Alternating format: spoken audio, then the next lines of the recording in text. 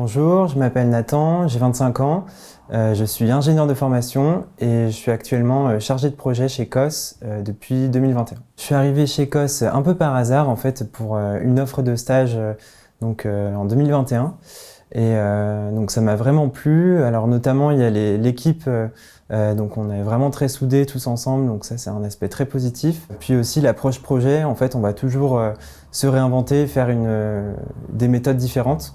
Et donc c'est ce qui m'a motivé à continuer l'expérience. Mon rôle chez COS, c'est de réaliser des études de programmation. Donc c'est des études très en amont de la construction de bâtiments. Donc on travaille pour de nombreux acteurs publics très différents, des missions très variées. Moi par exemple en ce moment je travaille sur un projet pour l'école polytechnique.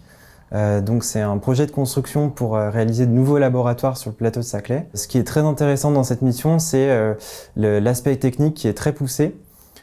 Et aussi les différentes contraintes d'implantation du bâtiment sur le campus, ce qui fait que c'est une mission très intéressante pour résoudre toutes ces problématiques. Ce qui me plaît beaucoup chez ECOS, c'est la très grande autonomie de poste qui nous est accordée.